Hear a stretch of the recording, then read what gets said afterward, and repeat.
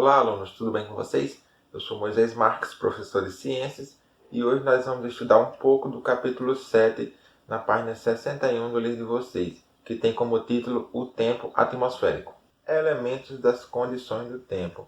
A meteorologia é a ciência que estuda a atmosfera e os fenômenos que nela ocorrem.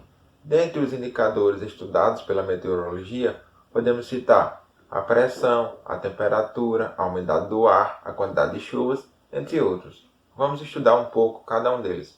A temperatura do ar é medida com o termômetro e a unidade de medida usada é o grau Celsius. Entretanto, existem alguns países, como os Estados Unidos, que utilizam o grau Fahrenheit. Atualmente, a maioria dos termômetros são digitais. Entretanto, os termômetros tradicionais com coluna de líquido ainda são muito usados. Os ventos.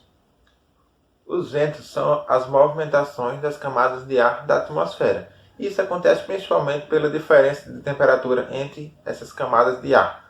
Lembra que eu falei sobre as correntes de convecção? Pois é. O ar que está quente sobe, o ar frio desce e forma um ciclo. A medição da velocidade do vento pode ser feita com um instrumento chamado anemômetro. E a sua direção, em geral, é feita com um instrumento chamado biruta. Umidade do ar e formação das nuvens.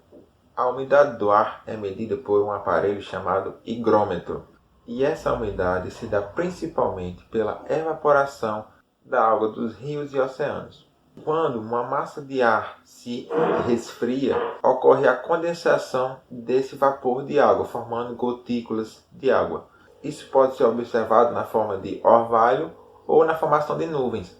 O orvalho é quando o vapor se condensa pela diminuição da temperatura, que neste caso as gotículas que são formadas caem, ou pelo contato com superfícies muito frias. É o caso, por exemplo, quando você tira uma garrafa de água da geladeira e deixa ela ao ar livre, logo começa a escorrer várias gotas de água da garrafa, porque o contato do vapor de água com essa garrafa fria faz com que essa água condense e comece a escorrer. E as nuvens são formadas por um aglomerado de gotículas de água que estão suspensas no ar. Essas nuvens podem ter diferentes tamanhos, densidades e formas. Os principais tipos de nuvens são os cirros, os altos estratos, os cúmulos e os nimbus stratus. Na nossa região, no verão, é muito comum nuvens do tipo cúmulos. Inclusive, estou vendo algumas nuvens desse tipo agora pela janela. Chuva. A chuva é um fenômeno que consiste na precipitação de gotas de água na superfície terrestre.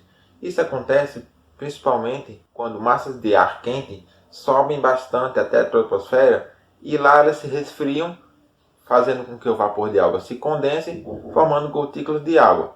E essas gotículas vão se juntando umas com as outras e formando gotas de água. Quando isso acontece, elas acabam se precipitando e formando a chuva. Também pode ocorrer a precipitação de neve e granizo. A quantidade de chuva é medida utilizando um pluviômetro, que é um aparelho que é colocado ao ar livre, que coleta a água da chuva e possui uma escala que geralmente é em milímetros. Com base na quantidade de água coletada, é possível estimar a quantidade de chuva que ocorreu naquela região. Pressão atmosférica. O ar que constitui a atmosfera possui massa, e essa massa é atraída pela gravidade para a superfície da Terra.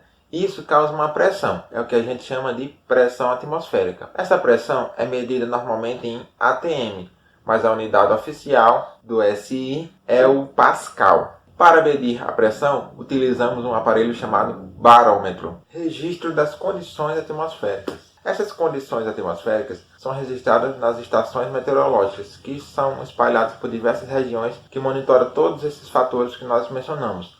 E é através delas que é possível fazer a previsão do tempo. A previsão do tempo apresenta muitas vantagens para os seres humanos, pois diversas atividades dependem das condições atmosféricas, como a aviação. É muito importante saber as condições do tempo. Imagine um avião sair e de repente passar por uma tempestade. Se ele souber dessa informação antes, é muito mais seguro. O mesmo com a navegação. Saber se o tempo vai estar bom, se vai estar ruim para navegar. Agricultura, pesca, entre outros. Entretanto, a previsão do tempo apresenta limitações, pois como estudamos no capítulo passado, o tempo pode mudar de uma hora para outra. Portanto, as previsões não são 100% confiáveis.